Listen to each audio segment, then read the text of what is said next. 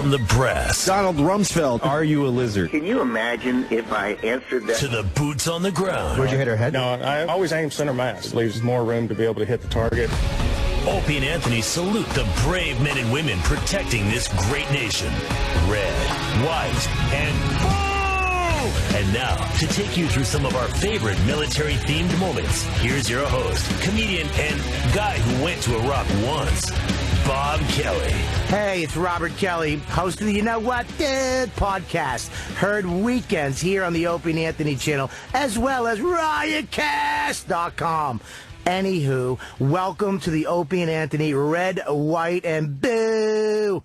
Our horrible attempt at saluting those who have served their country proudly. On today's show, we'll feature the Vietnam tapes of U.S. Air Force DJ Dave Rabbit, Governor and former Navy SEAL Jesse "The Body" Ventura, former Secretary of State Donald Rumsfeld, U.S. Marine Corps Gunnery Sergeant and Full Metal Jacket star R. Lee Emery. Right? Ermey. Ugh. USM. Who the fuck has a name like that? Just fucking... Can't we just say R. Lee? The dude from Full Metal Jacket. Nobody needs to know his name. Former Kennedy and What is this? Former Kennedy Administration Secretary, Secret Service Agent Clint Hill. Do you have Clint Hill in? No shit. Fuck. Could you make this fucking more difficult to say? Former Kennedy Administration Secret Service Agent Clint Hill. For you dummies, the guy grabbing the brains. Ooh. But first, we'll start off with U.S. Navy SEAL Chris Kyle. He's known as the deadliest sniper in U.S. military history. In the fucking U.S. military history. That's the history of the U.S. military. That's around 57 years. Look it up. He's promoting his book and bonding with Anthony over artillery. It's not artillery, it's guns.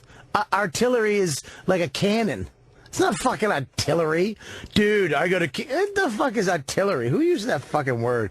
He's bonding with Anthony over guns. I was there too, and I asked him brilliant questions like, are you good at Call of Duty? Apparently he's not a fan. The worst of the Opie and Anthony show. We got Chris Kyle. How you doing? How you doing? Promoting American Sniper in bookstores and Amazon right now. Pleasure. So, welcome to the show. Well, thank you for having me. Just what a great story, man. Sniper, most lethal in U.S. military history. That's a hell of a title to have. I got to thank the publicist for that. Yeah, huh? That's definitely, I was trying to get a different story out there, but that's the title. Oh, were you? I'm trying to show all the sacrifices that military members go through, and then the families, after we leave, what they have to go through and the sacrifices they make. This is a better selling title, though. Nobody's going to buy, like, I mean, it's easier to sell this, and then you get to it in the book, because, like, you know, right. A sniper with a heart probably wouldn't do as well as this deadly sniper. Yeah, people just want to hear about. Well, the fact of the matter is, snipers, there's a great mystique around the sniper. Especially lately, we've heard a few of the stories that have come out with the Somali pirates and stuff.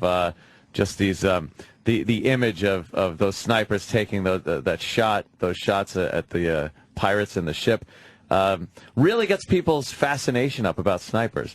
Definitely. And now, how did you get into it? Well, when I went into the military as a new guy, my chief finally said, okay, if you want to go to sniper school, I will nominate you. At the time, you had to be nominated, and chief was willing to say, you're a good enough shot, I will send you to sniper school. And you were a good enough shot because you had shot previously your whole life, pretty much, right? Grown up with weapons, hunting my whole life. Mm-hmm. How long had you been a SEAL by that point? It was a new guy, so I didn't go to be a sniper till I came back from my first deployment, which came back in '03. So, in fact, when you come back from deployment, you get about a month off to where you can try to readjust back into civilian life and learn your way around. And I end up taking, instead of that month, I took about 2 weeks off so I could go straight into sniper school. And what was it about sniper school and becoming a sniper that kind of fascinated you? Well, I thought they had all the cool toys. They have the scoped rifles, and they got the really expensive guns. They're taking precision shots. I thought, wow, those guys are really good. You know, whatever they want to shoot, they're hitting. Yeah. What is the first time you shoot somebody? And this is such a civilian question, but I'm a civilian. What is it hard for you the first time you do it, or? It definitely was. Especially my first shot was on a woman, and. Yeah, fucking bitch. Wow. What was her problem? No, she Supper cold? Yeah, what game did she talk to her? she was out in the town greeting the Marines during the invasion as the Marines were coming into the city there. The people were coming out to, you know, show their support for the Marines so the Marines wouldn't shoot them down. Let them know that, hey, we're not fighting you. You just go ahead and come right on in. Well, she came out into the crowd. She had a grenade on her. She pulled the pin and was walking to the Marines. Whoa. Now, how did you know to keep focus on her, or were you watching from a distance, or were you close? I was close. I was in the city already. Okay. I was up in top of a building watching, trying to keep track of the crowd, and my job was anything that we could try to soften the target for the Marines, so less of them would have injuries, then that was our job. So now what did you have to do before you took that shot? I turned to my chief and I said, this is what she's got, this is what she's doing, and he kept saying, you got to take her out, you got to take her out. What if she was just eating an apple? Yeah, that's what we do. How did you know, like... Give her a bigger hole in her head to put the apple in. What made you look at her out of the whole crowd and go, there's something weird about that? Well, first of all, the grenade was the Chinese grenade. It's yellow in color. And just, you know, when you're out there trying to watch, all of a sudden you see a color flash. It definitely draws your attention to it. But why did they use yellow? Yeah. It's silly. That's a little too obvious. Place on ground, light fuse, get away. Yeah. It's kind of racist, too. Oh, please. That is something. So I guess you have to be up on other weapons and what the threat could be that's coming up to some of the guys. But, yeah. I mean, you can tell, too. It's not just the color, but once you actually, the color is what drew my eye to it. But then once I started actually getting it in the scope, zooming in on it and trying to really identify what she had, it was easy to tell that it has a fuse on it, and you can see the way she was holding it, what was in her hand. And so I'm describing everything to my chief of what I see. And right. He says, that's a Chinese grenade. So now the chief gives the order or gives you the permission to take the shot. And this is your first kill at all, or your first kill as a sniper? No, I wasn't even a sniper. This was my first deployment. I was just on a sniper rifle. Oh, okay. And he told me I had to take the shot. So Where'd you hit her head? No, I always aim center mass. It was, unless, if you go for the head, it just leaves more area of error. Right. So try to shoot center mass. It leaves more room to be able to hit the target. Double tap? Well, it was just single shot. I mean, big enough caliber. It takes one round. What were you using? It was a 300 Win Mag. Oh, my God. And you were proven right. She had a grenade, right? Yes. Oh, yes. As soon as I shot her, she went down. The grenade went off. Her iPod fell out of her hand. She had a grenade case on it. Just trying to be hip. It's just going out of Amazon. It's a cool new grenade case. Yes. It's terrible. Have you ever played, I mean, this is a stupid question, but have you ever played Call of Duty and those video games and been a sniper and just sucked? Oh, yes. What pisses us off, we go overseas on the deployments or whatever, and we could link up to play online. Right. And then you got the headset on and everything. Yep. And you're playing a 12-year-old kid stateside. See, this is the same thing. And he is talking mad crap. Yeah. And I'm sitting there going, you have no idea. I knew it. That's hilarious. I knew it. Oh, those little bastards all the time. You suck. You couldn't fucking shoot me. I nailed you. Really? Did you? Did you? I just killed 150 guys for real, you shit dick. But if you say I'm a real sniper, they'd be like, no, you're not. Fuck you, faggot. They would never believe you anyway. Oh, no, not at all. That's hilarious. They'd be like, I wish you were a real sniper in this game because you suck.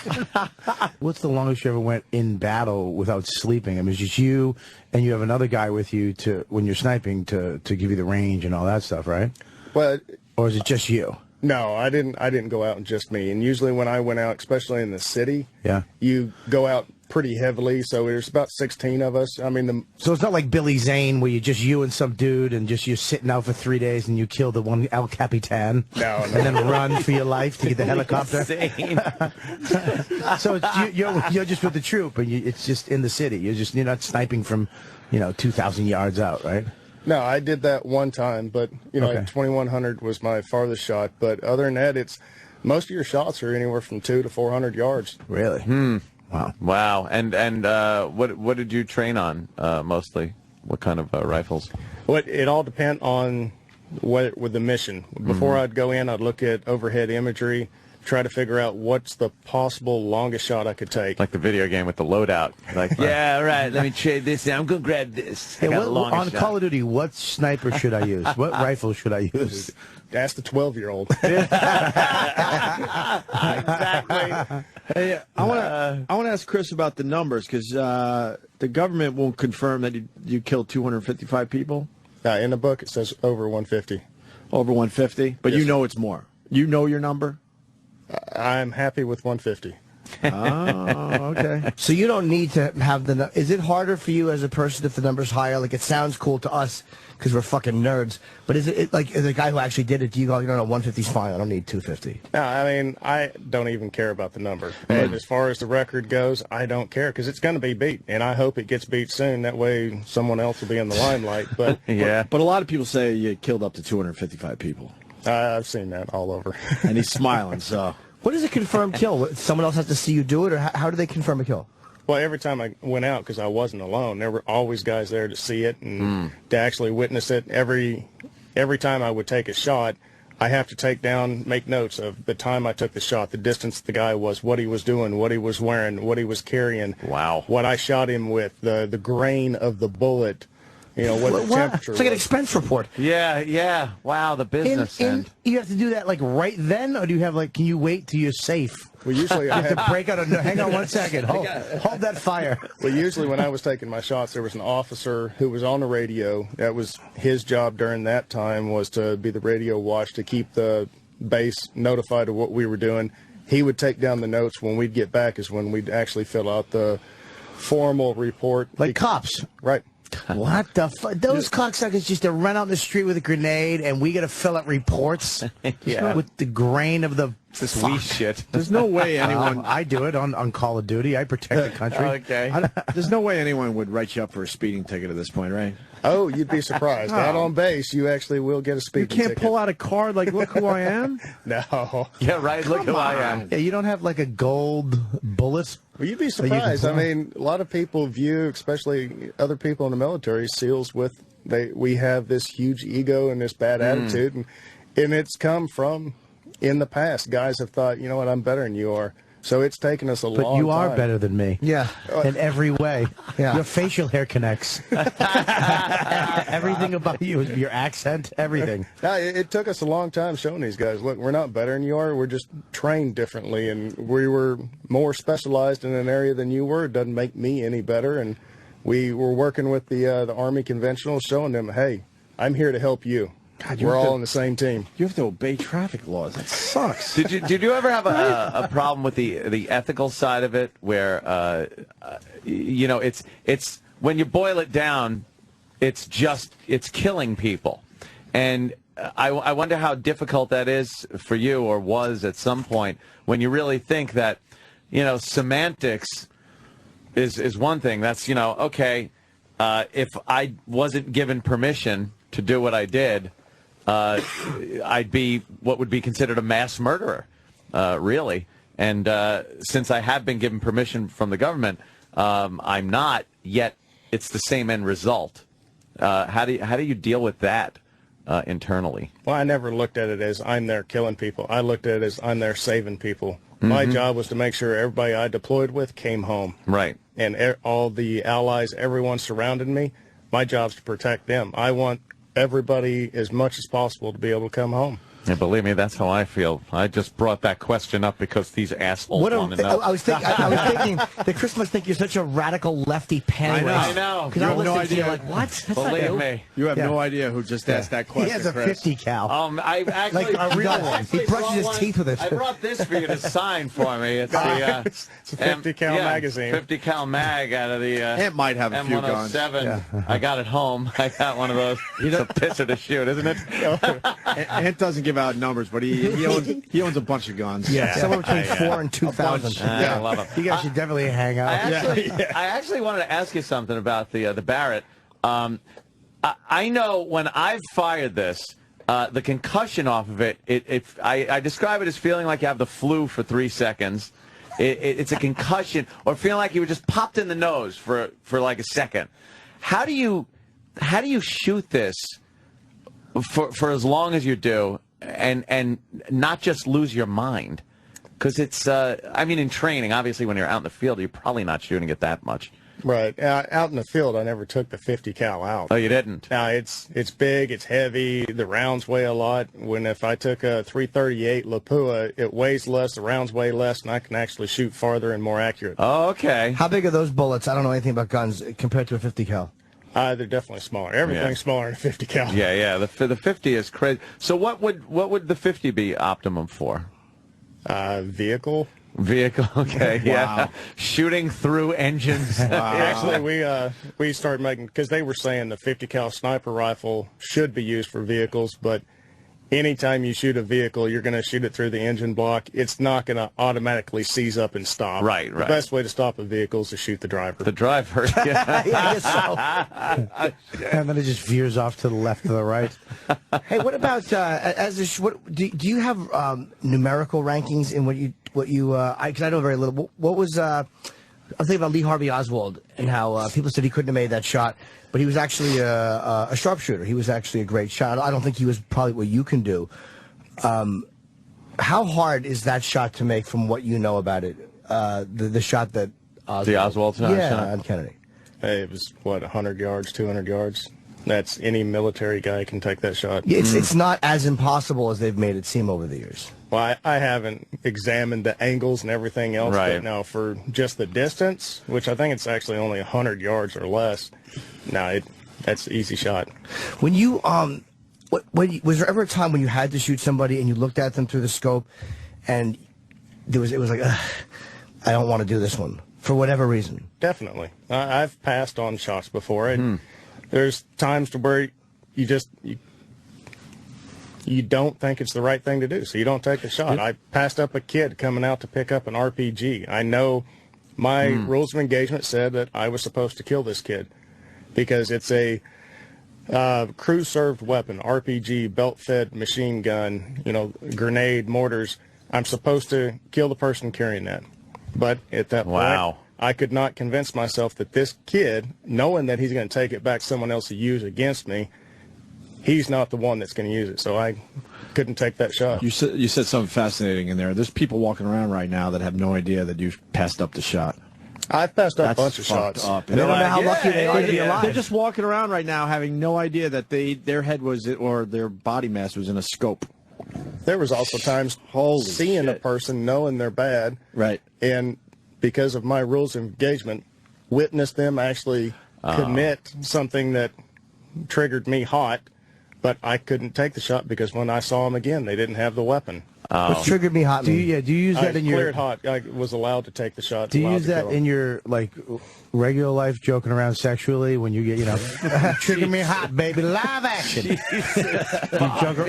just joking around. Yeah, you use any of that? You're joking around. No, my wife is kind of sick of the military. I'm trying to leave the lingo out. Only non-military zeros do that. Military guys don't do that. They just fuck.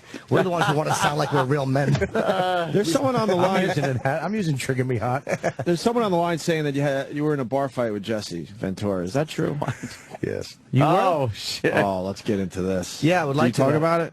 How do you explain There that? was He and I had a a very verbal unpleasant- altercation in here. But he between- used to come on our show, and it was all right. We didn't agree with a lot of the stuff he said, but we had an okay. Thank you for your service. But then we had a moment where Right. he walked off our show because we just killed him with knowledge. Yeah, we had really a- did. a big argument. Especially Jimmy. I wanted to ask how you felt about him as a SEAL, but if you had a bar fight, were you stressing the difference between when UDT or what happened? Being UDT, I fully respect that. SEALs were born out of UDT, so I consider him, yes, he's a SEAL. He's part of the family. I don't draw a distinction between them. Okay. What happened in the bar? Yeah, what happened? You were in a bar and Oh, Jesus.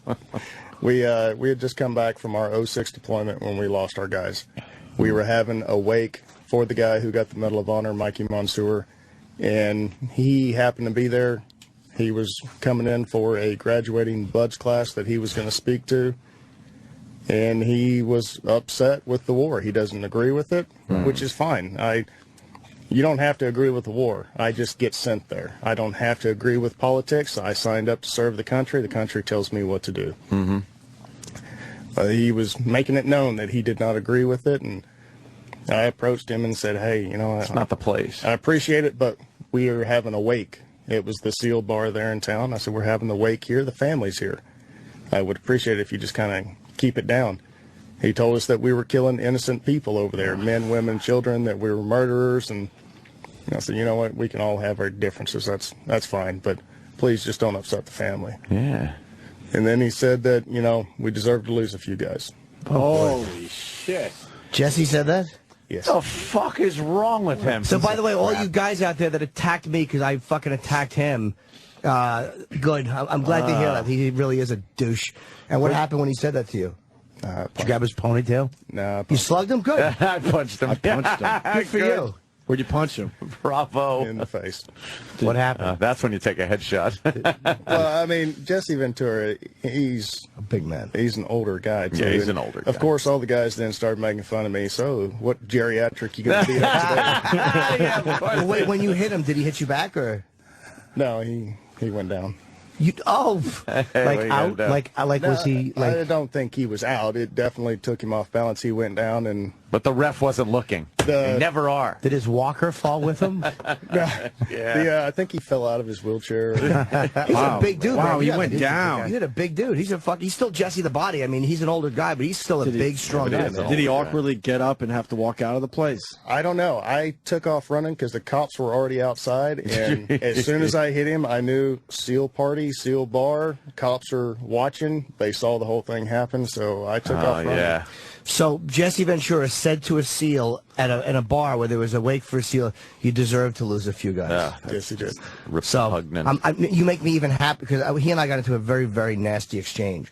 Because I was defending kind of action. Al-Qaeda. Yes, and I said, you know what, they're nice people, Jesse. No, I said that I kind of agreed with the Afghanistan action, and he was saying that I'm just a guy who didn't serve, who was for the war. And I'm like, but that's not where I'm coming from. I'm not saying, fucks, just go out and fight. It wasn't at all. So we just got into an ugly thing, and it got personal, and What an ass he he's is. a douche, but he really hates my guts. So I'm so happy you did that because I'm not a man. Like, I couldn't stand up and punch him. What happened was, as we kept arguing, he patted me on the back hard, and I knew he was like, as he was leaving, he's like, thanks for your service. But it was like one of those, and for me to match him, I would have had to pat it, and I'm like, I'm not going to do what you did. I wish I was him, though. How great would that have been? Just slug him. So I insulted him. Yeah, I'm sure I just caught him off balance and he tripped. No, you didn't. Yeah, that Yeah, must have I been mean, it. yeah. Sure. Good for that you, must man. have been it. Is this when you? What is this book? This book focuses on your entire life, or is it mostly about the military, or is it about your experiences over in Iraq? It's mainly about my experiences in Iraq. It has some of my upbringing about being a cowboy for a living and then going into the military, but it's trying to concentrate on my relationship with my wife and the sacrifices that we went through as a couple, not just as SEAL, but any military member would go through. Now, you said you were a cowboy for a living. Before you went into the military, Yes. you were like a cattle rustler? Rustler. Not a rustler. That's a hanging dance. Yeah, John Wayne. He Wait, used to go is that across to Mexico and steal cattle. Is that proper terminology? No, cattle rustlers steal Cattle rustler's the guy that stole no, the I didn't. cattle. I meant Wrangler, not rustler. What do I know? Wrangler. Why did you just use your hand to make a lasso? Oh my God, Jimmy just made a lasso move. Because I was trying to. You suck. Just trying to relate to the. I was trying to show him that he's not the only one that is experienced with cattle. Yeah, I did do that, by the way. And if you would have knocked my teeth out, nobody would have faulted you. Oh God! Just lasso. The only weird part is when you were doing the lasso, you're moving your hips. Too. Yeah, because he wrestles cattle with a hula hoop on. I tied my shirt in a little knot like a prison girl. Where were you brought up that you were doing that? Brought up in Texas, born Texas? and raised there. All right. Definitely, we always had cattle and horses, and Yeah. was working on ranches all through high school. Went to college, kept working on ranches. After I quit college, I decided I want to be a cowboy for a living. Wow, so you were on a horse from the time you were a kid, though. Yes, I Yeah. started riding early age. Look at this. See, we got a lot in common. Yeah, you kind of Except, do. I didn't make any commitment whatsoever to anything except He went off and dumbass acted like show. a man, and you pretended you were Popeye. He's living with somebody his age. He doesn't have to do a big Christmas every year. Chris, you're obviously out of the military, right? Yes, So what do you do for a living now? Because you're a young guy. How old are you? 37. 37. And have all this experience behind you. What do you do now?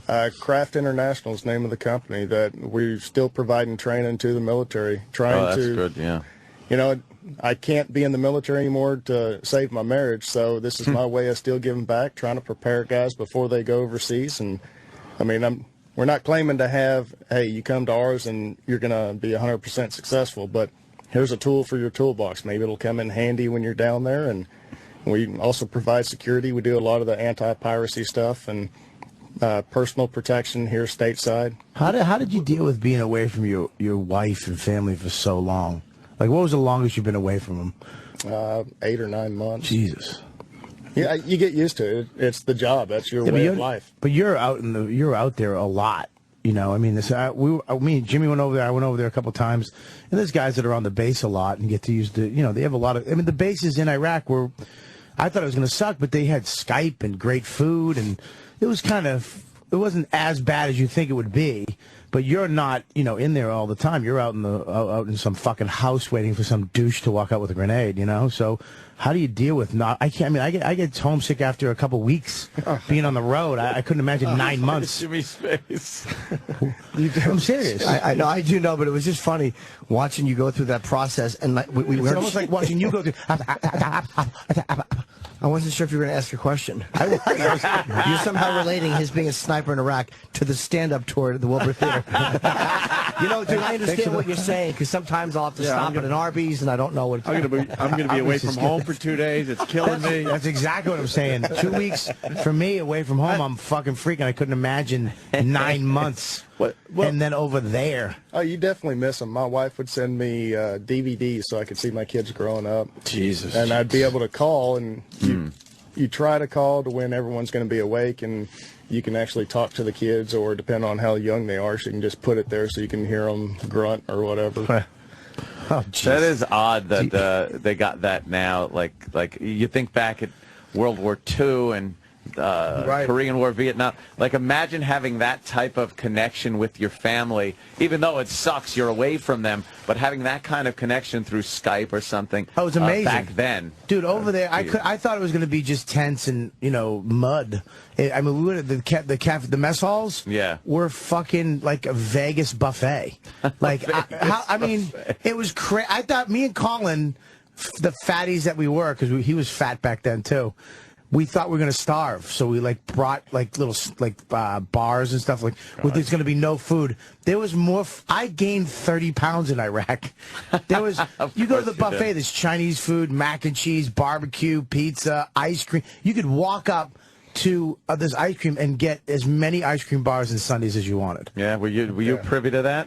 No. You went to the big, nice bases. Yeah. That's not were you where Air Force, Bobby? We went over. The Air Force had the best food, I think. Air Force the Air Force was the best base ever. Yeah. They had a fucking room with just computers, pool tables, and video games. Wow. In the middle of the desert, in the middle of fucking nowhere. Yeah, and then we went to the Marine base that had, they had like they did have like just a tub full of shit. That's and it was usually like, what you eat. Yeah, it was a little weird. It was definitely, it was in the middle of nowhere, 20 miles off the Syrian border. I got off the plane with my 2 light sticks because I was scared because it was so dark out. And the guy starts yelling at me, "You want to get shot in the head?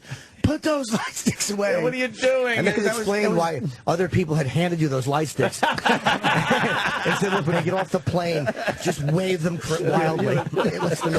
Colin said, "You look like a plane landing a plane." But he didn't live like that. He was out in the field. I have to ask, and I'm embarrassed to ask this, but where did you poop? That would drive me nuts. If you're out in the field, though. Like, you walk around the city, you can't find a place to take a dump. That's a good, actually. Most of the restaurants won't allow you to go in. Just poop in a hole. Usually you have your MREs with you, and you crap in the bag. Oh, they give a bag to shit in? Well, the MREs come in a bag. Usually after you eat your meal, you just hang on to that bag. That's for meals ready to eat. Yes. And then what do you do? You leave the bag behind, I hope, right? You're not carrying out your own poop. You're supposed to take everything out. Oh, God, really? Serious? You didn't, though, right? So, like camping? Not always. It's not camping? No, you're pooping wherever People you are can. shooting at me. Excuse me, I'm going to leave my shit here. Someday on a rooftop. Imagine the cranky ass you would have on a rooftop after pooing in a bag. Wow, But the beauty is somebody's going to find a bag of his shit 6 months from now on a roof. That is kind of a fucking great feeling. Probably use it as fuel. I'd love to do that here in the city. Bags of shit on the apartments. All right. We're just getting stupid at this point. Yeah, It's absolutely. Fascinating talking to you. And, Yeah, absolutely. The book looks unbelievable. I wish I would have more time to read it. Good sense of humor, too, Chris. Well, I was trying to portray my actual personality in the book to show people that I am just an average guy. I like to cut up and don't take myself too serious. And there's so many guys out there that are a lot better than me, so I'm not trying to portray myself as the world's greatest sniper. I just happen to be in certain situations, and I made some lucky shots and came out okay. Do you find what's worse than regular civilians who never did military service trying to relate to you on that level? Like, we'll ask questions shamelessly, like like girls. Yeah. But when a guy tries to like girls, but I mean, how insulting is that when a guy tries to relate to you, like he knows and he has no idea what he's talking about? You get it every day. You just get used to it. You do, right? Yeah, but I mean, everybody's curious. There's certain areas of life that I don't have any experience with that I'm sure I annoy the hell out of people. Keep asking questions about that. So, but you could snap their neck. Yeah. He's a sniper. He's not a kung fu expert. Well, look, yeah, you know what? Did you see it? Probably some military trial. Kind of looks like he could be, martial arts training. Yeah. Why don't you challenge him, Bobby?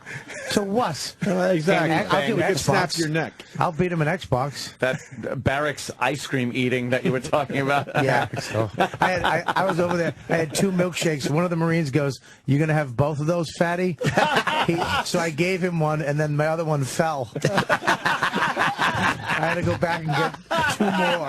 You asshole. Oh, that's fantastic. But do you know when you walk out with 2 milkshakes, the other guys probably look at you and go, "That's what we're fighting for." And then they all desert. That's why they call it deserting. Bobby was deserting. You just put it together. You just put it together. All right, let's get Chris out of here. He's a very busy man. Chris, thanks so much, Thank you very much. It's the worst of the Opie and Anthony Show. We'll have more of Opie and Anthony's Red, White, and Boo. Get it? It's supposed to be blue. Ugh. Memorial Day special when we get back. You're listening to Red, White, and Boo! The worst of Opie and Anthony Memorial Day special. More coming up. Yeah, Red, White, and Boo! The worst of Opie and Anthony Memorial Day special continues. Here's your host, comedian and guy who went to Iraq once, Bob Kelly. Hey, it's Robert Kelly, and I'm using a fucking bandana right now in an air-conditioned studio to wipe my fat forehead off because I'm sweating. And I'm hosting the Opie and Anthony Red, White, and Boo Memorial Day weekend special. Our horrible attempt at saluting those who have served their country proudly. We continue with Chris Kyle. This time, conspiracy radio host Alex Jones claims that Kyle is lying about punching Jesse Ventura. We get them both on the phone, because that's the way we roll. Controversy, we're not afraid. Hit the button, put them through. Go at it. We'll mediate. We put them both on the phone so Alex can confront Chris. And you know what happened? Ha! You're going to have to listen. Some crazy shit. It's the worst of the Opie and Anthony Show. Hi, Chris. How are you? What's up, Chris? Not much. How y'all doing? Well, Good, buddy. you told the story on our show that you punched Jesse Ventura in a bar. And, wow, the story took off, man. Was this the first place you've ever told that story publicly?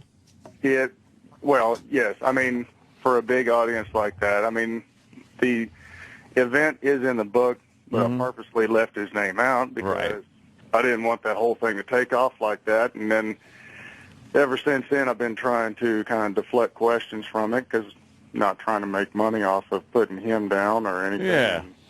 Yeah, well, we got a tip that it was Jesse Ventura. We asked you, and you decided to say yes to that and admit it was Jesse Ventura. Because, like you said in the book, it's very vague. You said you punched a guy, fuzzy-faced guy, was it? Was that the exact? Yeah, scruffy face. Scruffy face, right. Well, a lot of people are now calling you a liar, including... I believe you, by the way. Yeah, so do I. Yeah, so far we believe you, absolutely. They can call me whatever they want because I know this thing has gotten so blown up that the only way to actually put it to rest is the witnesses. I have asked them to stay out of it to where finally now I've said, you know what, just go ahead, come out with it. Oh, and okay. we can put this behind us. Oh, you have Good actually idea. asked them to speak up because there was audio we heard of Ventura, of course. You probably heard it too, where he's denying ever meeting you, and he's harping on the fact that a crime has been committed and maybe he should file charges. Yeah. Well, he definitely should if he thinks that's right. Do you regret it at all? You know what? I wish I would have handled it differently. I mean, the story, I think, definitely needed to be in the book like it is. But as far as, I probably should have played it down to where his name didn't get out there. But you know what? It is now, so I'm... What exactly happened, Chris? If you could just refresh, because a lot of people might not have heard you on that moment. Just if you could give us a brief, just kind of sum the story up so people know what we're talking about. It was a wake for Mikey Monsoor, and of course all the families were there. And he was there.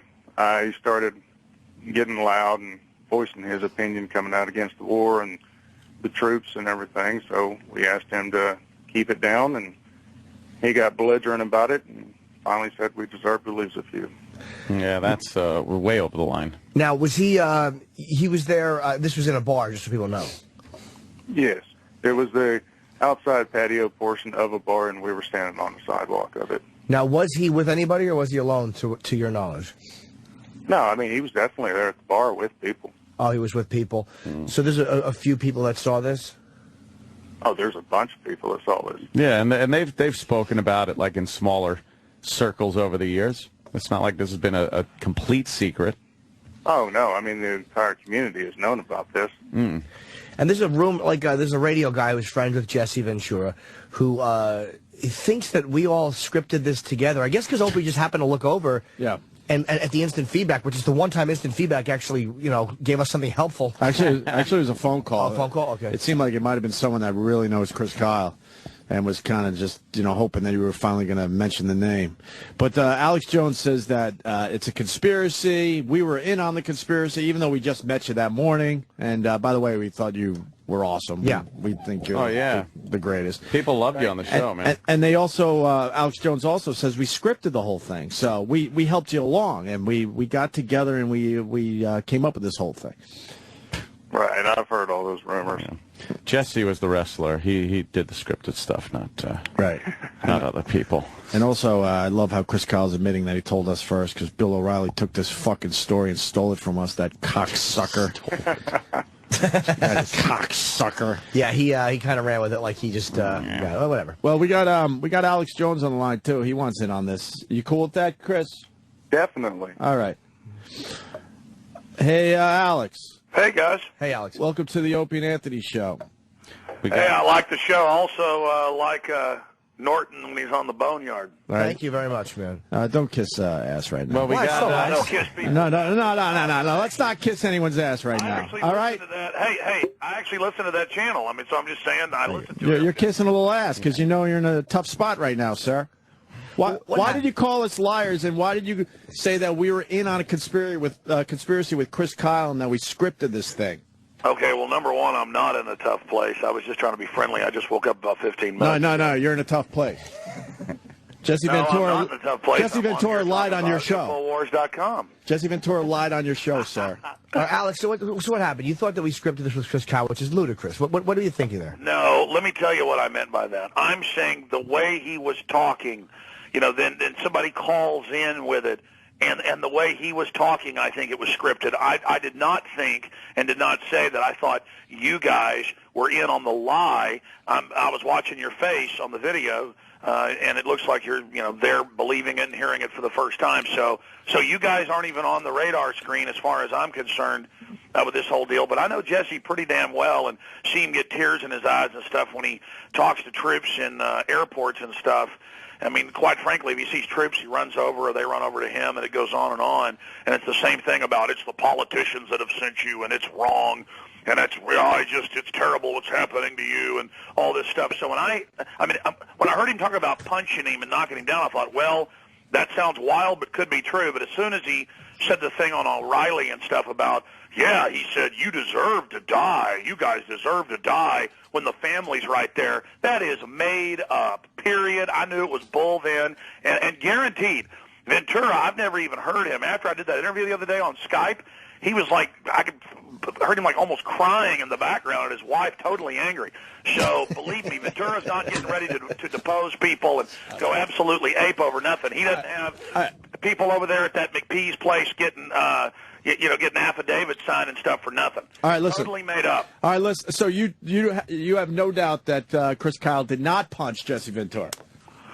No, what I just said is I was going back to when I watched the video last week when he first said. Did Chris Kyle punch Jesse Ventura or not? Well, let me just stop you right there. Ventura denies that it ever happened. And do you believe that?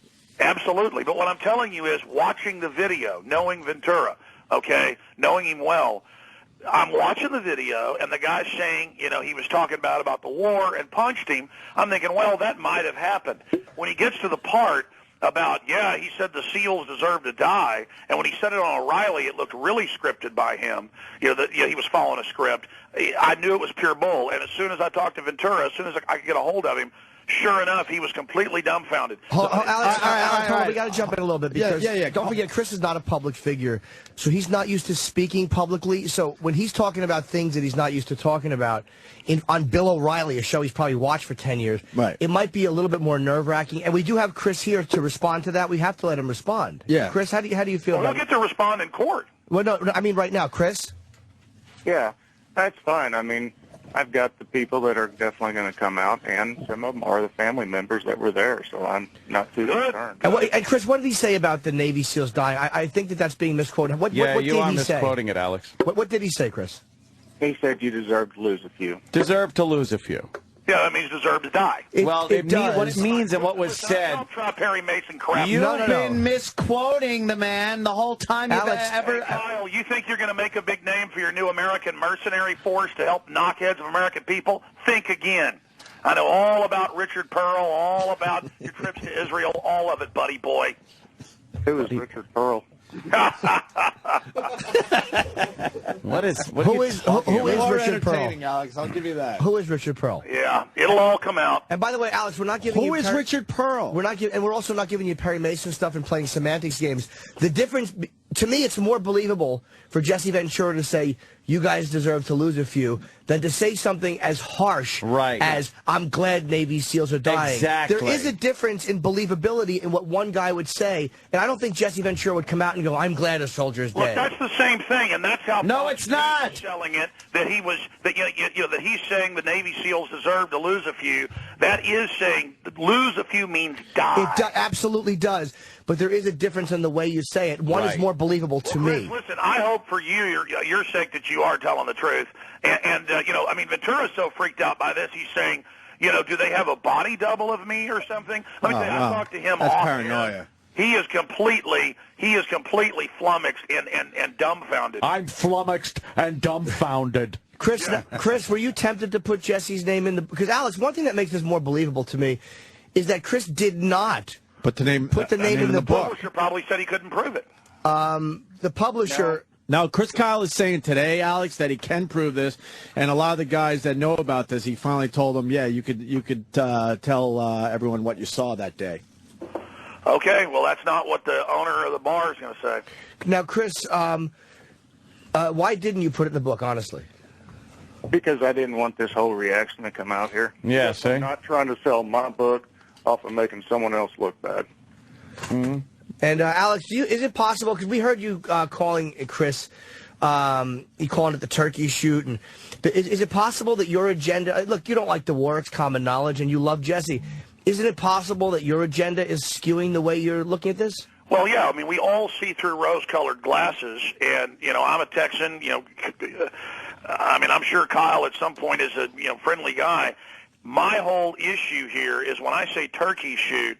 Not that I follow too much of this military stuff, but I have a lot of families in the military, and of course, there's the big joke about the Hajis don't know how to aim a gun. My God, there were people there who couldn't believe the kill numbers everybody was getting. I mean, when you're shooting women running around with hand grenades, and you're shooting, plus there's all the contractor footage of them playing Elvis music and shooting whole families out of their cars, and then dropping AK-47s on them. I mean, that's the big joke. Every armored vehicle, and Kyle knows this, is full of drop guns, and they splatter a whole bunch of people at a checkpoint or whatever, drop an AK-47 on them. Y'all get, Bronze Stars for kills in combat. I'm not saying that's exactly what Kyle did, but it's all well known about Iraq. Kyle, how do you Iranian war started? Yeah, you were over there. You must have seen it, Alex, right? Kyle, how do you respond to that? You got to let Kyle respond. You can't make an accusation like that and not let Kyle respond. He's got to respond. Kyle? Well, Chris, I'm sorry. No problem. We've never had drop weapons on us, but I can tell you as far as the book, it's not sitting there trying to glorify all the people I've killed. It's trying to get across the sacrifices that a military member has to go through while he's overseas, and at the same time, my wife is telling the sacrifices she went through while here at home, and I'm trying to highlight the heroes that surrounded me that made me look good. And all through the book, I downplay myself. And one thing you said, Chris, too, when you were on, is that people were trying to inflate the number to 2-something. And, Alex, you didn't hear the interview, but Chris kept going, no, I'm happy with it. This is fine. Like, I don't need any more numbers attributed to me. He was downplaying everything that day. And on your show... Let me be clear. I think in war, a sniper is an honorable position. People always try to, make it look bad. I've interviewed a lot of snipers like Colonel Craig Roberts and others when he did in Vietnam. And I'm not downplaying that Chris can't shoot a gnat off a fence post at 1,000 yards. I'm simply saying that it's well known, just like with the Army helicopter shooting up the Reuters van, that as far as turkey shoot goes, there were times when you just have all sorts of mayhem and people being blasted in all directions, and it's a lot easier to be a sniper in the desert or in those built-up mount areas than it was in, say, Southeast Asia. I mean, that's my point about turkey shoot. Clearly, Kyle, would it have been harder to make 1,000-yard, 2,000-yard shots in Vietnam in the jungle or from a rooftop into a desert? Oh, I am not claiming my war is any harder than Vietnam, and I give the Vietnam vets all the props because they definitely fought a harder war, and I give Carlos Hathcock all the credit as being the greatest sniper to have ever lived. And Alex, that's all I was saying, guys. Okay, something you said too, which I thought was a little unfair. But you said that Chris is bragging about shooting women, and the way you painted that, and we played the audio, was that here is this guy going over to Iraq and he's come back acting like he's hot shit for killing women. But when Chris described that shoot, he was really specific. He was bothered by it. About being bothered. I read quotes, and in fairness, the media does take things out of context where it's talking about... No, you take things out of context because you made it sound like he was bragging about shooting women. But he didn't brag. When if you listened to the actual interview and not transcripts, you would have heard Chris Kyle being very bothered by the fact that he shot a woman. I didn't have time to watch the entire interview. All I saw was like a 3-minute clip on the internet. No, we understand that, but we're saying was when you're quoting something and you're painting this guy, there's a big difference there. You were painting him as this cavalier ass who was bragging about shooting a woman, and what he was telling us Chris, I think, is that you made absolutely sure she had a grenade. You could see it through your scope. You were being told, yes, you have to take her out because she's walking towards Marines. Like, he saved U.S. soldiers' lives, but the way you painted him... Look, all I'm saying is this. Even the Dallas Morning News said there's something creepy, and I'm not even saying this about Kyle, about on TV constantly, especially the host and people smacking their lips, and maybe that's where I'm picking this up. You guys didn't really do that, but some of the other shows getting all excited, tell us more about killing the people, tell us more. And it's just at a certain point, it's disgusting, and I don't want to hear about it. And I'm not saying Kyle's even bad for that. It's true. Now that I've seen more of the interviews with him, he's not the one getting off on it. Some of the hosts are. And I just know all the people I know from Vietnam, World War II, and places will never even talk about it. So I'm just saying, hearing all of this stuff. I mean, I remember one time I was at the deer camp, and I was about 10 years old. There were all these old World War II vets there in Buffalo, Texas, just south of Dallas, where we've got a ranch. And Kyle's from that general area, and I'm sitting there pulling on their leg at 5 a.m. while they're cooking biscuits and gravy before we go hunting. Tell me a war story. Tell me a war story. Tell me a war story. And one old guy who was a tank commander going into Germany, he said, "Okay, there was this woman looked like Marilyn Monroe, walked up and opened up her trench coat and pulled out a rifle, so we cut her in half. Now there's your story. Don't ask me anymore. I understand that war is ugly. I've got all that stuff. All I know is." I don't believe that Jesse Ventura said you deserve to lose a few, and unless he was drunk, and the problem is Jesse hasn't had alcohol in like 15 years because of blood clots. He has to take medicine for blood clots. And I know Kyle's saying that, now that I've seen him on O'Reilly, that he wasn't drinking. All I know is that the Jesse Ventura I know does not talk about and the troops, and always says, I mean, it's a line, he says the same stuff over and over again, that the troops are heroes, it's not their fault, it's the military, it's the politicians' fault for failing and sending them there and lying about WMDs. And so when Chris says that, I mean, and again, right now he sounds like a nice guy, so I'm completely blown away by this because Ventura sounds credible. Kyle, right now sounds calm and nice, and I mean, I don't know what kind of psyop this is or what this is, but let me just tell you, it's a big deal. Well, okay, we do have a problem because Chris Kyle's saying it happened and Jesse Ventura saying it didn't happen. Yeah, exactly. And we heard some audio of you, and you said that you don't even believe Jesse Ventura was in the bar that day because he doesn't drink. Well, yeah, that was probably then like last Thursday or Friday before I talked to Jesse. And then Jesse says, yes, I was there for graduation, but I wasn't there speaking. It was something about numbers that are the same as another class. Yeah, we heard that part. So you think Chris Kyle's lying? I don't believe that Jesse Ventura said you deserve to lose a few. No. All right, fair enough. But do you think Chris Kyle punched Jesse Ventura and knocked him down? I told you that when I first was sitting there, they come in during a break when I was on the radio like last Thursday, and they said, have you seen this, from the Opie and Anthony show? And I said, no, seen one. They said, here it is. They pulled it up on screen, and I started watching it. And he says, he was in there talking about the war, blah, blah, blah. And I thought, oh, well, maybe there was a fight. And then when he gets to the part about, you deserve to lose a few, I was like, that's a bunch of bull. And so that was my initial response, is that I can imagine Jesse Ventura, sometime making somebody angry, talking bad about the war, and some type of altercation ensuing.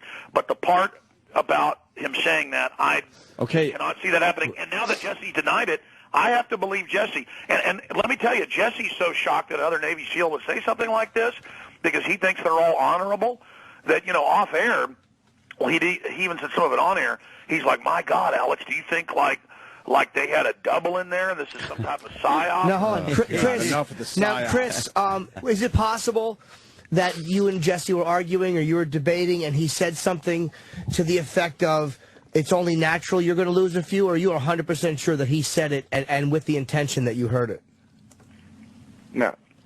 I feel the opinion that he said exactly what I thought he heard. Some other guys that were standing right there. Oh, they heard it as well? Way. And I feel horrible about it coming out the way it had, and I'm sorry I handled it the way I did on your show. I guess I should have just denied it and said, I don't know what you're talking about. And I had no idea. And after all this has come out, I've listened to different interviews of people trying to, say I'm lying and everything. I had no idea Mr. Ventura was thinking about public office, doing all this other stuff. I honestly have no idea who this Pearl guy is. So, no, I'm not part of some bigger thing trying to discredit him. And, yeah, I feel bad that now all of a sudden all this attention is on this. And I'm trying to get a story out there about, hey, y'all look at what the troops have to go through, take notice, and let's take care of these vets. Well, Kyle, can I ask you a question? Definitely. You're setting up craft, and you say you're going to have basically diplomatic protection, training of law enforcement, all these groups. You've gotten awards from different international groups. I didn't know you'd be here, or I'd pull it up. I mean, have you gone to Israel and gotten police training? No, sir.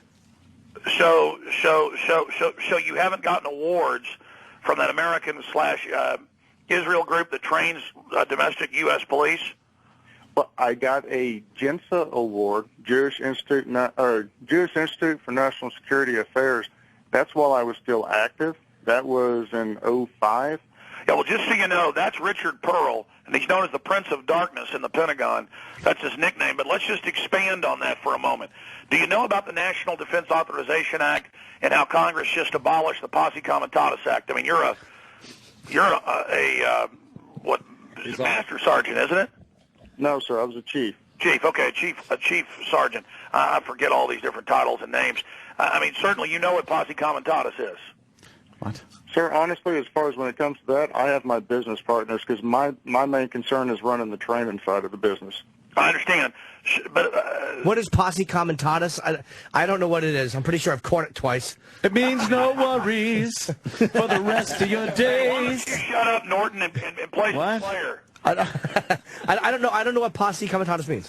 Oh, okay. That's the 1878 law barring the military from domestic law enforcement. Oh, okay. And Kyle, I mean, I'm just curious here. I mean, this sniper training and stuff. I mean, that's basically paramilitary training for the police, but I know they've had snipers before that. I'm just saying I see a lot of data points here, and I was thinking maybe you had been in an altercation with some big guy who looked like Ventura. Maybe somebody told you that was Ventura. Maybe somebody put you up to talking about this, but, listening to you now, you sound dumbfounded. So I'm dumbfounded. I think that... Leave the founded part off. Yeah. Is it, Alex, is Jesse really that important in the end? That we have to take out Jesse Ventura and discredit him? Okay, well, here's why Jesse's It's a question. I don't know. Okay, here's something I know isn't true. 100%. Because I probably talk to Jesse every few weeks or something, or he gives me a call, asks me about news. Sorry about that. Just get Ambien. But my point is, I talked like 2 weeks ago. I called Jesse and I said, when are you leaving the U.S.? Are you going to be driving through Texas? If you are in your RV, stop by my house. And he's like, well, I think I'm leaving, in about a week or so. And he said, but let me call you in the next few days and I'll come on the radio before I leave town. I said, great. Say hi to your wife. Bye. Next day, phone rings while I'm on air. Jesse Ventura's got some breaking news. He wants to come on. Now, I've just called him in Minnesota, talked to him. What happened? His wife got him off the elliptical machine. I know he's in Minnesota, and it's all over TMZ, Fox News, that Jesse Ventura is rubbernecking, recklessly driving in California trying to get to the airport. Well, Jesse hasn't flown in 16 months. Anyway, so Jesse's saying, this is crazy. I think this is some dirty trick saying I'm, tailgating, being pulled over by police. I'm here in Minnesota. So he had to threaten TMZ to retract it. So first you have that false story come out. Fox runs with it. And then this other story comes out. And I'm telling you, if Jesse is lying, he is a better liar than even Herman Cain. If he's lying, he's one of the best liars I've ever seen. So that means you're saying Chris Kyle's lying. Chris, there's no doubt in your mind that you punched Jesse Ventura that day, right? Yes, sir, definitely. And Mr. West, you're a friend of Mr. Ventura's. I'd be more than happy if you would like to set up a time for me and him, not on the air, me and him to be able to talk, whether on the phone or in person. I'll be in California this week and Vegas the week after. I'll be more than happy to sit down, me and him talk, and settle this thing. Wow, that would be a newsworthy event. Well, why even make it on the news? I mean, I'm trying to Alex, all the what's wrong with questions you? on this. He wants this thing to go away. I fully 100% believe I'm telling the truth. You believe him. I think him and I could definitely clear the air on this. Sure. Well, then I'll tell you what I'll do. if you can get me your number or your email, I'll give it to Jesse, and I know he's got. Whoa! How about we do it on our show? Well, no, I'm not even. Whoa! What happened here? He doesn't want to do it on any How about we show. do a joint venture, Mr. Alex Jones? If you want to get them both on together, that's fine. We bring you Chris Kyle. You bring us Jesse. Let's do this. That's fair. Okay, I just don't think Jesse In a cage. What? I'm just trying to keep it from the public eye. Right. Chris doesn't want it. Chris doesn't want a three-ring circus. Hold on, Alex. Chris, do you have audio Skype? Because the only thing that works from where he's at in the Baja is audio Skype to Skype. There's no phone lines, nothing. So I can. Look, I'll just send Jesse an email, and then I'll see if I can give you his Skype ID. I just need some way to give that to Mr. Kyle. I do not have Skype. We'll get it done off air. You don't want to give it on the air. We'll do it off air. That's easy. We'll just one more. Chris, just stay on hold when we finish and talk to our guy. One more question for Alex Jones. I don't see the upside of Chris Kyle telling this story, considering his career in the military, and considering his new business there. Why would he take this chance and put this crazy lie out there? Look, all I know is his book was already getting quite a bit of attention, but I mean, he got like 3 or 4 times the attention, and of course it did kind of distract in a way, but he did get a ton of attention out of this. Yeah, it sold a lot of books. We know that, but in the end, okay, you sell a lot of books, but you destroy your military career. Well, I know this. That is what's happening, because I've looked at the different SEAL websites and stuff. They're all mad and saying, even if this is true, and they're all saying they didn't hear of it happening and they think they would have, that this makes it look like SEALs are all talking crap about each other. And it just makes the SEALs, I mean, even if you believe Ventura said that, it makes it horrible that he'd say lose some, and it makes it horrible that Chris Kyle would talk about it. But as I can tell by the way you're talking, True. this Chris is not the way you thought, like you originally might have interpreted him. And I think that you're seeing he's a lot more of a real and believable guy. Yeah, I mean, the clips I've seen, especially on your show, I mean, he came off as kind of scripted on O'Reilly, and I see what you're saying, as he probably was nervous and so was just thinking about what he was going to say. And because I'm in the media so much, so are you guys. You almost forget you're even on air. It's like the opposite problem. You forget you're on air. Yeah. I mean, I wish I got butterflies like I did 16 years ago. and then at the same time, when I saw him on your show, he just seemed kind of like smirky and arrogant. And, like it was real funny. And now he doesn't sound like that. So, I mean, it does sound different. Alex, could you meet Chris maybe 1,000 yards south of the Stratosphere Hotel in Vegas? Yeah, he'll send you a message. Hey, by the way, I'm from Texas, too, and I've shot a deer at 1,000 yards. I haven't shot an Iraqi at 2,600. Yeah?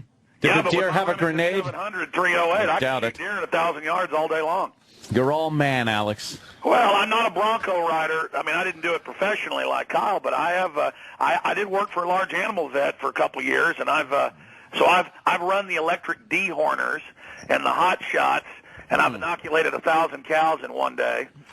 All right, I think we're good, but we appreciate you guys. Cow arms. Laying there. We appreciate you both coming on, and Chris, we'll talk to you off air for a second. Yeah, we're in a quandary, sir. I believe Chris. I believe Chris. I think that, hey, look, they had a good discussion, and Chris explained himself. Yeah. And, all right, fair enough. And Alex, officially, you believe Jesse? Folks should go to Infowars.com or PrisonPlan.com and watch the full interview at Infowars.com and see who you believe. Yes, I believe Jesse, but here's the deal, Chris. I guess I can contact your publisher and try to get your contact so I can put you in touch with Jesse? Definitely. Okay, well then I'll just tell your publisher to who should I contact with the publisher? William Morrow. No, but they're going to be getting so many calls. Just Wait, do it off air because you're going to have a bunch of names flying around. Yeah. We'll get it to you off air. The real name from Chris. Yeah, I think it might be Ted Scheckler. Well, whatever we do, it's Ted Scheckler, Alex. Situation, because this is definitely turning into a mess. All right, we'll get it figured out. Yeah, we do it all together, though. We do it all together nice. Alex, thank you for coming on. You bet, thank you. Take care, buddy. All right, And, Alex, Chris, enjoy the boneyard, all right? Yes, appreciate that. And Chris, if you're not going to be in Phoenix January 27th and 28th when I'm working in Tempe, I meant to say Tempe at the Improv. Talk to our guy off the air and give him your info. And if he's not going to be in Cleveland, because I'll be at the Improv that weekend, then he can come to that show. Love the plugs.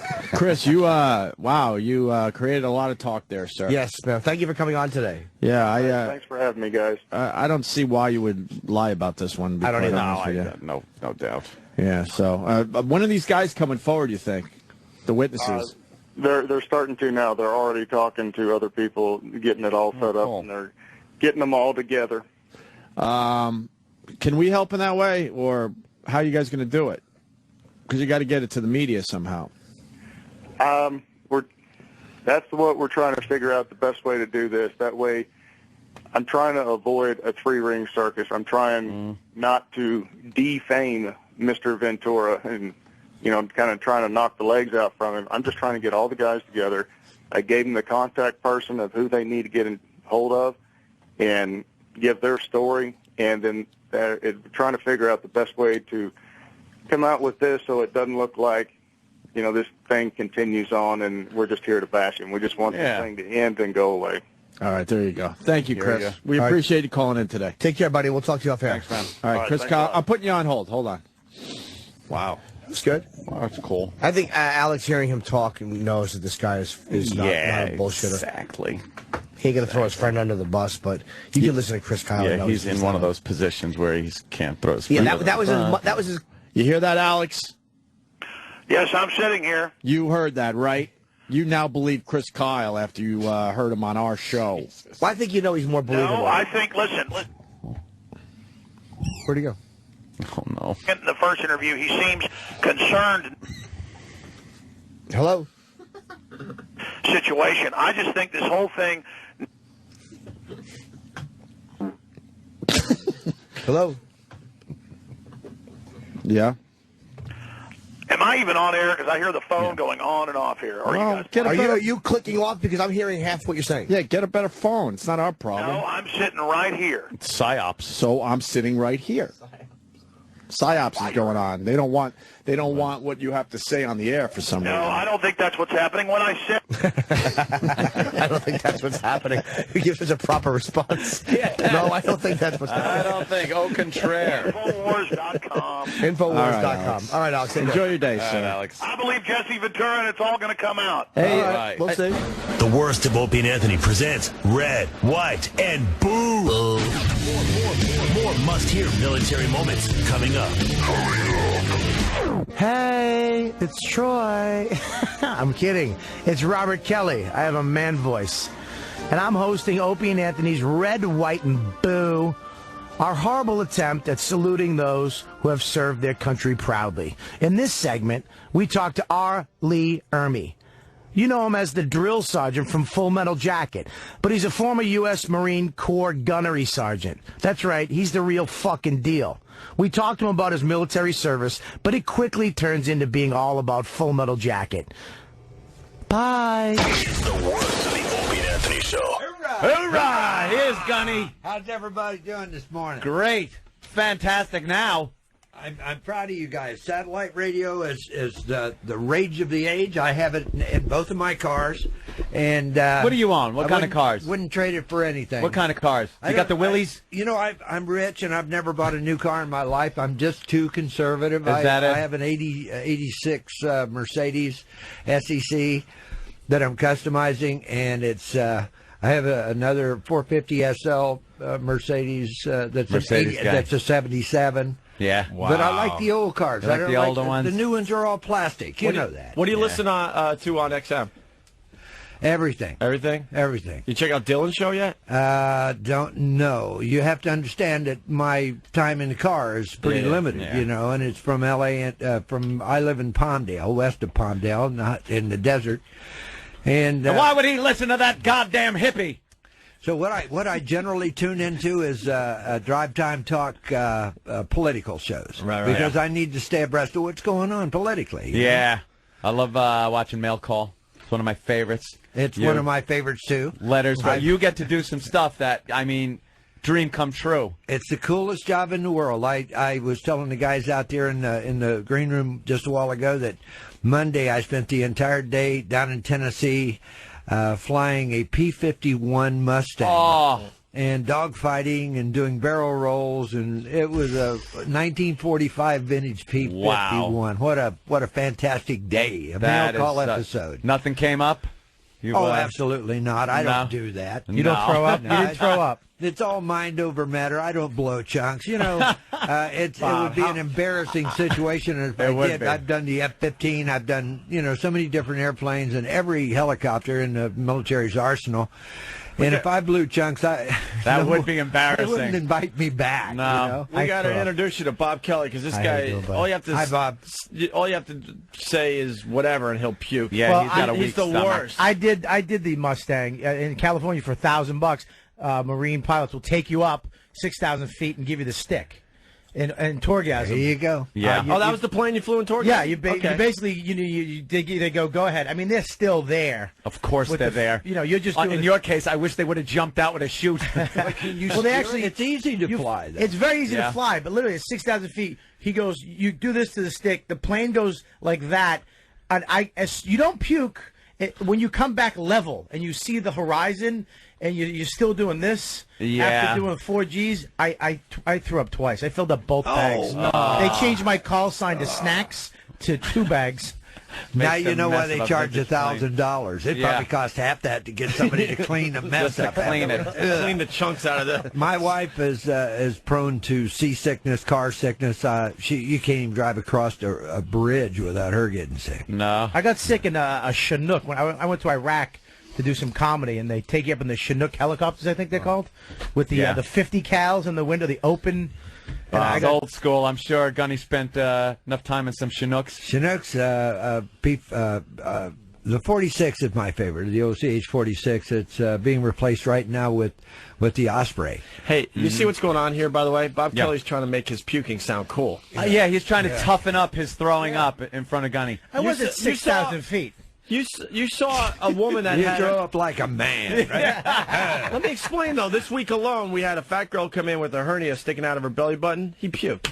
Yeah, he threw up when he looked at it. Yeah, I don't know. I might kind of have a little problem with that myself. It was a herniated. You could see the food pulsating through. Oh, beautiful. I actually saw her twin. Her twin winked at me through the hernia. Like watching a horror show. I just got to ask you about a little bit of your history and stuff. How did you get into acting? What went from the military to acting? How did you 11 pull years that off? in the Marine Corps. I was a grunt. I was an instructor most of my tenure in the Marine Corps, and got hurt in Vietnam. Got retired out. I kept showing up for work, but they did retire me, and I've been with the Marine Corps for 45 years. I'll be with the Marine Corps till I die. I've been to the Far East or the Middle East 3 times, 2 weeks at a time.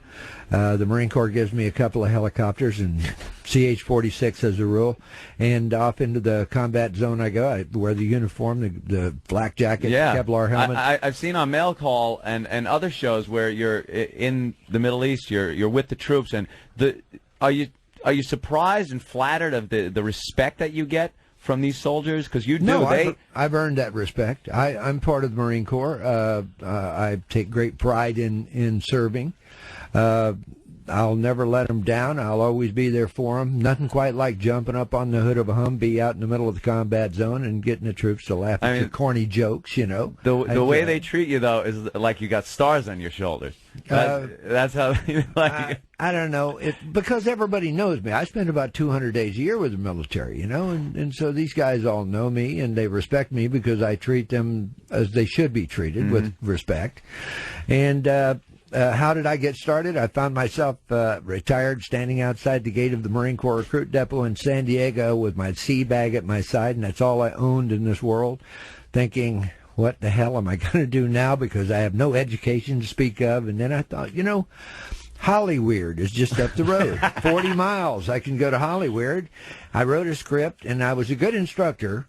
And in order to keep tired recruits, 1,000 recruits awake and laughing at your corny jokes, you got to be pretty on your toes. So anyway, I was a good instructor. I figured, what the heck? I wrote a script. I went to Hollywood and I did comedy clubs for a year. I was up there doing comedy. And God help the individual that heckled this. It's sound in his face. Talk about drive something up the wrong side of your body. Yeah. But that worked out good. And then one of my buddies, and I was sleeping on people's couches, and YMCA was good.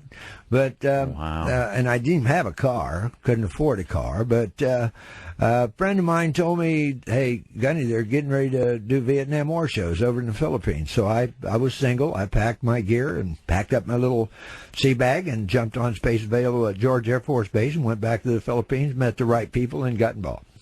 And that rest of it's history. And that movie was. Full Metal Jacket? Oh, of course it was. You're talking Full Metal Jacket. Of course it was. That was film number 5, by the way. Was it? That was film number 5. And in a previous film, I had taken, I was technical advisor. Oh, Boys in Company C. Yeah. I think it was before. Boys in Company C, before. Purple Heart, Siege of Firebase Glory. It goes on. But I was able to take a role away from an actor, and they put him on the airplane, sent his young tail back to Hollywood, and I did his shtick. Must have been very so I impressed. I knew you could take roles away from actors. Now, since you weren't an actor walking into that, but you'd done stand-up, wasn't that just a one-shot of you going around the troops at the beginning, giving your speech? I don't remember seeing a cut, and you had a lot of dialogue there. Want to hear it? Don't doubt. I'll give you the clean version. No, you can satellite. Oh, you're okay with the bet? With the you can say anything you want to say. Okay, this is not family related. No. It gets nasty. Okay, here you go. I am Gunnery Sergeant Ermey. I am your senior drill instructor. From now on, you will speak only when spoken to. The first and last words out of your filthy sewers will be, sir. Do you maggots understand that? Yes, sir. Bullshit, I can't hear you. Sound off like you've got a pair. Yes, sir. If you ladies leave my island, if you survive recruit training, you will be a weapon. You will be a minister of death praying for war. But until that day, you're pukes. You're scumbags. You're the lowest form of life on earth. You're not even human fucking beings. You are nothing but a lot of little unorganized, grabastic pieces of civilian shit. My orders are to weed out all non-hackers who do not pack the gear to serve in my beloved Corps. There is no racial bigotry here. Here we do not look down on niggers, kikes, wops, or greasers. Here you are all equally worthless. Is that understood? Yes, sir. There you go. That's your stairway to heaven. That's your stairway to heaven. Oh, yeah. That's the first time I've done that in about a year. I was going to ask. To see you do that, though, live is like, Zeppelin. Watching Led Zeppelin do Stairway. Yeah. My favorite line in the entire movie was something that I came up with. I lost my way, and I'm not the type of guy that will just stop. I'll continue until I get back on track and then finish the scene. But my favorite line came out of nowhere, and it was, "You look like the kind of person who would fuck a person in the ass and not even have the goddamn common courtesy to give him a reach around. I'll be watching you." And Stanley Kubrick jumped off the camera truck and said, "Lee, what's a reach around?" Use your imagination, Stanley. Poor Stanley. But that was a tremendous show. I loved doing that show, and I wrote most everything that I did in the show. Yeah. And Texas Chainsaw Massacre, I was allowed to do a lot of ad-libbing. Great. So the first time I did the sheriff in the first Texas Chainsaw Massacre, there really wasn't anything written for the sheriff. So I had to basically come up with almost everything that we did. And it got to the point where we would do the scene the way that it was written. Then the director would say, "Okay, Lee, you do one." And they would let me do mine. And it was always mine that showed up in the show. Well, that's what people want to see, you know? That's what they want to see out of you. Worked out great. Great, man. Bring your barf bag. It's a bit hard. Yeah, there you go. That's for you. We had over a $15 million budget, and they tell me half of that was spent on stage blood. Now is it nice is it and gruesome? Good. I know it's gruesome, but is it scary? I mean, is it like That I mean, first one Leatherface was like, oh man, this guy's coming. There's a couple things that really bother us psychologically. One is we would never want to be eaten by an animal such as a white shark or a tiger. Right.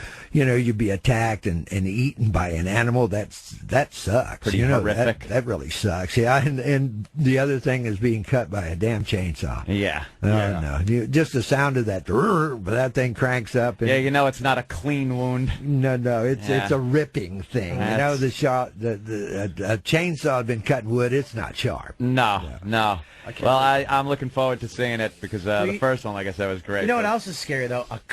A man with a badge, who's psychotic. That's what scares me. A cop, because you know, as soon as you see him, you trust him. That's a cop. You're going to save me. But then to find out he's a fucking lunatic. And he can do what he wants and with he's bringing impunity. to his creepy son. Yeah. Now it's like, oh, I'm fucked. My guy, the sheriff, is. I think Sheriff Hoyt is the second most favorite part that I've ever done. Really, I really enjoy him. You know.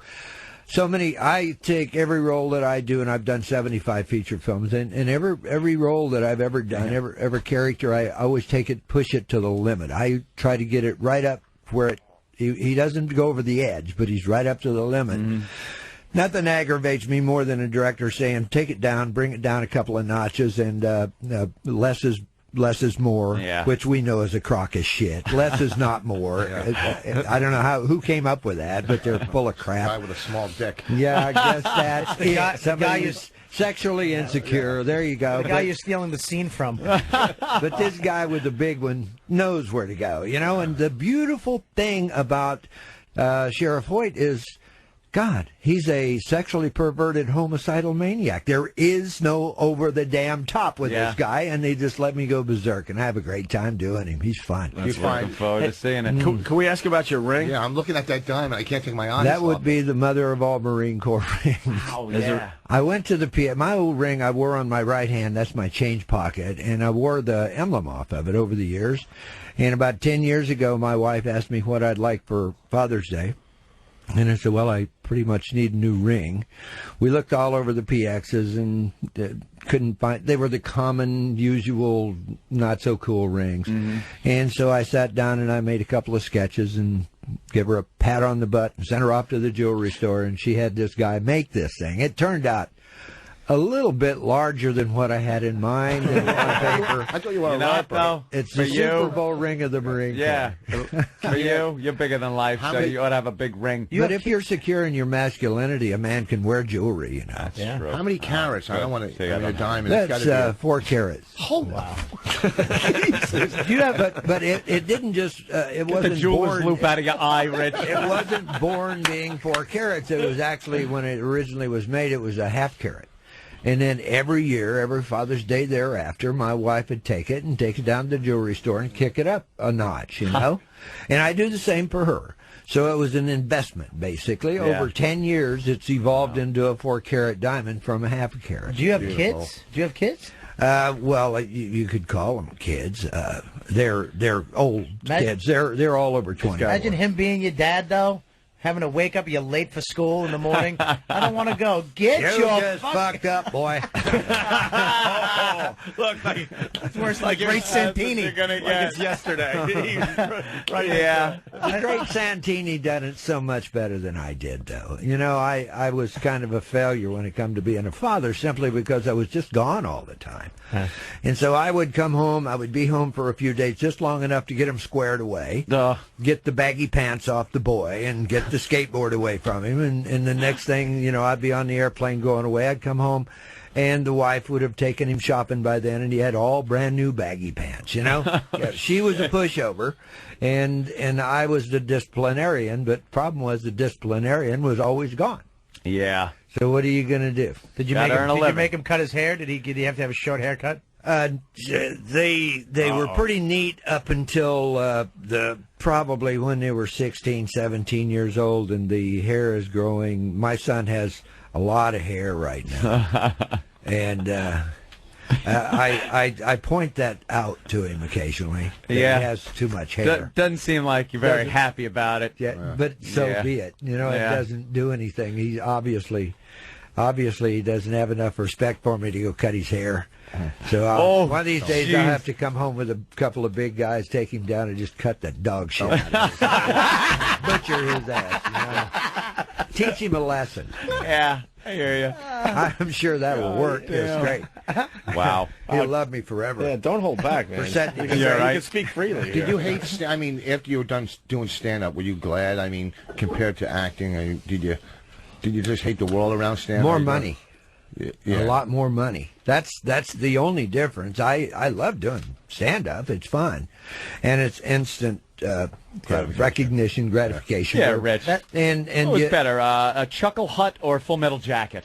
No. Well, you know, no. Well, the thing is, the movies go on and on and on, you know, and like Full Metal Jacket, you know, we did that 20 years ago. I know, it's amazing. And it still goes strong today. There's not a day goes by where I don't sign a number of copies of Full Metal. Yeah. I did a thing for the troops called Full Metal Comedy.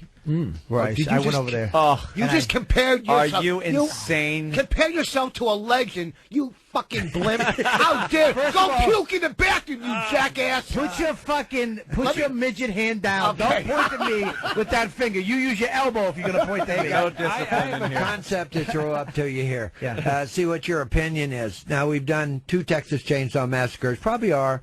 Chances are we will do a sequel to the prequel. And I was thinking, you know, right in the middle of the last show, I was starting to dribble and droodle and write and think about ideas. I think a huge, tremendously successful show would be a spoof on Texas Chainsaw Massacre. And I was thinking about, I would name it, it would be a musical, comedy musical. And it would be, I would call it New York Hacksaw Manicure. You know? Could you just imagine? All right, who's going to do it? Sergeant, I'll do it. you can imagine Sheriff Hoyt and Leatherface out there dancing around like a couple of fairies to, you know. What happened? Start up the. Why don't you yell at him, Voss? You angry little Jew. Yell at him. First of all, He just said something about a manicure. So he made the right decision with acting. But here's the thing: he could take that ring and put a dent in my head if he And he wanted should. to right now. And he should. The other day, a fly. I was watching news in the hotel room, and there was a damn fly, and it landed on my head. And not even thinking, I hit that fly, and it nearly knocked me out. I saw stars for about a minute after that. You know? But this ring is a lethal weapon. I have to be very careful with that, you know? God damn. Well, my point was with that thing is that back then you say now comics make more money now. Because if you go, actors are actually turning into comics. Dane Cook you makes more money now. You know how much money Stop he'd with make comics. doing stand-up? If he could fill a club.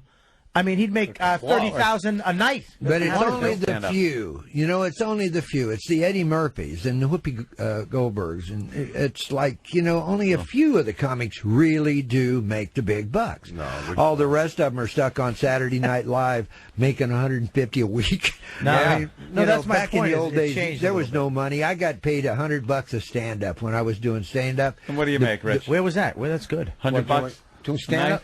Who are you talking to?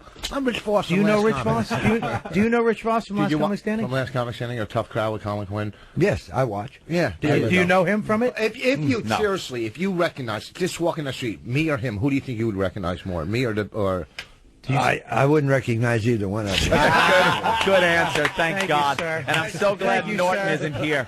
I am so glad Jimmy Norton isn't here because it would upset me if you did recognize Jimmy. And Jimmy is a big fan. The tough part is, you know, there's a lot of actors that are doing singing now. You know, they're going to singing. Of course, if you have a hit record, you make money. Mm-hmm. But you can sing all damn day and not have a hit record, and you're not going to make beans. You know, it's like writing that book. You first of all have to make back the $35,000 advance they gave you before you make a penny. Well, I wrote a book about 3 years ago, and the advance is all I saw. That was it? That was it, you know, and it's a good book, and they sold a bunch of copies, but it's got to be Harry Potter, you know, in order to make money on it. What was it about? Called Mail, Called the Book. And I took a bunch of the old scripts, and I hate to waste my time, and I'm sitting on the airplane 5 hours going from L.A. to New York, and from New York to L.A. and Seattle and Washington, D.C., and I'm wasting my time. So I got all the old scripts from Mail Call, and I went back, and all the research was done already. So I went back, and I just did I did a book. Yeah. I wrote a book and changed everything, of course, as far as dialogue and the way it works. But pictures, put some pictures in there, and I wrote a book, and they've sold thousands of copies. I know I've done book signings, and I've sold at least 10,000 copies of the book. But you didn't see. No, I haven't seen a dime. You got to sell 1 million. You need a biography. Wow. And the biggest problem is with these actors that are going into like stand-up, for instance. Okay, it should be the other way around, because from stand-up you go into acting, and there's where the big bucks is. Unless you are the main guy on the ticket, you don't make any money. You get the audience warmed up. As well as I do. You've been there, did that. Yeah, I've been there. Yeah, you go and warm up the audience for Eddie Murphy, and what do you get? You get $250, $300, and the fat chick. Yeah, and the fat chick. That's it. But the fat drunk chick. You should definitely write a book, a biography. Yeah, biography. You're in Vietnam, you said, right? Well, I'm going to write a biography, but I'm not done yet, guys. Yeah, I know, right? He's not done. I'm so young. I want to wait until I get old. Don't you want to have the money? Then I want to sit around and write a book, Yeah. Can I ask you a question? I want to wait. Actually, I want to wait until my dad dies, because I have a lot of really filthy, nasty things to say about him, and I don't want to have to do it while he's still alive. He's worried about his dad, not his wife or his kids. You can tell one story for us.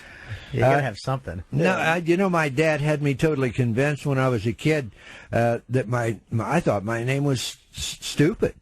Until I went in the Marine Corps, and they pointed out the fact that my first name was Ronald, my middle name was Lee, and last name was Army. I thought it was just stupid. Oh no, really? Yeah, he had all of us totally. I mean, you don't call yourself, "Hey, idiot, come here." Well, that's my father, okay, in his drunken stupor. So it was like that's what I put up with, and that's what I was convinced by the time I got in the Marine Corps, that I was a total loser, a total idiot. And it, thank God for my 3 drill instructors. They pulled me out of that ditch, cleaned me off, and hosed me down and put me in the right direction, and convinced me that there wasn't much in this world that I couldn't accomplish if I set my mind to it. Is that what drove you into the Corps? Like I was in the Marine Corps the day I was 17. I was on the bus, man. I was getting the hell out of Dodge. Yeah, I grew up on a farm in Kansas, a little farm, and my dad was an alcoholic tyrant, and he had 6 boys. That might have a little something to do with why he was an alcoholic tyrant. 6 boys. Ooh, can you imagine? 1 year apart. I guess Mom and he didn't figure out what caused that, until it was way too late. 6 kids later, they figured out how that happened. So, and on the farm back in the early 50s, we didn't have electricity. So, well, hell, when it got dark, you went to bed. Well, what do you do when you go to bed? You make babies, right? So he's got to have some entertainment. We didn't have TV back in those days. It's just screwing is all you had to do. That's it. Just go screw your brains out. Wow. Just go to bed. Come on, baby. Let's go to bed. Make another baby. Yeah, my first wife was, oh, Jesus, again? Didn't we just do this last week? Excuse me. We have but are television. You abnormally oversexed? Jeez, baby. Yeah. Do you talk to your father now? My dad's okay. He and I can't be in the same room for much more than 10 or 15 minutes. He and I believe we're differently politically. We're different. He is one of these Democrats that is totally 100% a Democrat, and I don't have a problem with that. But what I do have a problem with is why are you a Democrat? I ask him. You can ask him who is the president of the United States. He can't tell you. He don't know who the vice president is. He voted for the Democrat on the ticket. He can't tell you what that guy's name was, and he can't tell you what he believed in or what he stood for. All he knows is that back in the 50s, the Democrats were union men. And he's a union man, and the reason he got decent pay when he worked for the railroad was because they went on strike, and the Democrats backed them up, the unions, and as far as he's concerned, he goes into the voting booth. He and his wife is instructed, and she's a yes lady. And they go in and they punch everything with a D beside it. They will not listen to, if they see something, political person on TV that might be talking about, I'm running for president and I would like to have your vote and this is what I stand for, blink, he changes the channel. He didn't want anything to do with that. How old a gentleman is he now? He's 82 and he's not a gentleman. Don't 82. make that mistake. Okay. I was being respectful. No. I'm an ass. No sense in being respectful. He's okay, but he and I get along fine now because I can kick his ass. You know? But it was a hard time growing up, and I was number 2. I had an older brother, and then I was number 2, and number 2 is always the guy that sucks hind tit, eats the shit. And I was the guy that it was always my fault.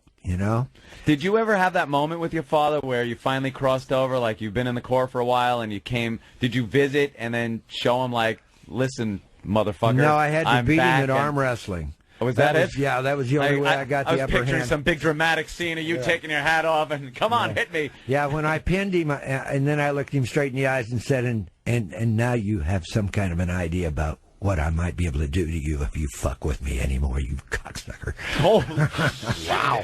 Uncomfortable. But everybody looks away. But he came around. Dad's not a bad guy. I get along okay with Dad now, but we have an understanding. I have my beliefs. He has his beliefs. I grew up in a Democratic family, but I'm an independent. Yeah. I don't really agree with everything that the Republicans do, and I certainly don't agree with what the Democrats do. But, I'm one of those guys that I've remained independent so that I can look at the individual, and I make up my mind, by listening to what his ideas are, and I want to vote for the guy that's going to do the best thing he can for this country. Mm-hmm. What's pissed me off here lately is the Democrats and the Republicans. That seems to me like they've evolved into a situation where they vote for what's good for the party, not what's good for you and I or America, and that bugs me. All right. Very good. Thank you so much. It's been a pleasure to have you. Guys, thanks for having me on board. It's been a pleasure being here. Semper Fi. Y'all have a great rest of the day, okay? Hoorah! This is the worst of Opie and Anthony. Sirius XM. You're listening to the worst of Opie and Anthony. Red, white, and boo! Here's your host, Iraq War hero, Robert Kelly. Hey, it's Robert Kelly, and I'm hosting Opie and Anthony's Red, White, and Boo. Our horrible attempt at saluting those who have served their country proudly. In this segment, we discover some of the old recordings of a DJ during the Vietnam War. Hello, Vietnam! That guy? No. In this segment, we discover some old recordings of a DJ during the Vietnam War who turned out being a former U.S. airman who were broadcasting illegally from a makeshift studio in the back of a whorehouse. This is the legend of David Rabbit. This is the worst of the Opie and Anthony show on Sirius XM. Speaking of Vietnam, I brought in a bit of audio today. Spuds Buckley in the know? No. Didn't me and you fly a blimp over Hanoi? No. And bomb? No? Oh, I thought we did something like that. Well, we started a bit, I don't know, over a month ago now, old school Opie and Anthony. Basically because I'm finally unloading, boxes and boxes of stuff. And today I bring to the show a radio show from 1970. I remember that was the year we first got together. No! We were in Vietnam. Old school Opie and Anthony doesn't mean it's all just our stuff. Oh. It's just stuff I've had in boxes for a very, very long time, and I found this, and wow, it's Dave Rabbit. This guy, like E-Rock was doing some research on this guy. I had no idea. I've had this tape. Actually, my good friend Stork. Yes. Stork from Huntington. He turned me on to this guy, Dave Rabbit, and we've had this tape for years. I've had this tape probably for like 20 years at this point. And I gave it to E-Rock. It's on a cassette, another one of these cassettes, and E-Rock went through it and did some research. And I guess he's he's a hero on the internet, right? Yeah, there's been this big thing surrounding him. They never knew who the actual guy was up until a couple of years ago, when the guy finally came out and said, "No, this was that me." was me." And there's been clips of his broadcast circulated through the military for years, and nobody knew who he was. He has merchandise and everything that he made by hand back in 1970, where he was just drawing on old made out of ears and teeth. No kidding. He would have some kind of paint, and he would just draw on these old sweatshirts and have Vietnamese kids selling them on the street for like $2-3. Wow! And these things are big collector's items. And now he's residing in Dallas, Texas. So how old is he? He's late 40, late 50s. That's it? Yeah. Well, this tape is what, 37 to 38 years. No, he's got to be late 50s, 1970. Well, maybe is 37 years ago. So he could have been 20. Okay, I suppose so. The youngsters were going to Vietnam, so I think he's like 59. 59 okay. All right, that's about right. All right, let's call him right around 60.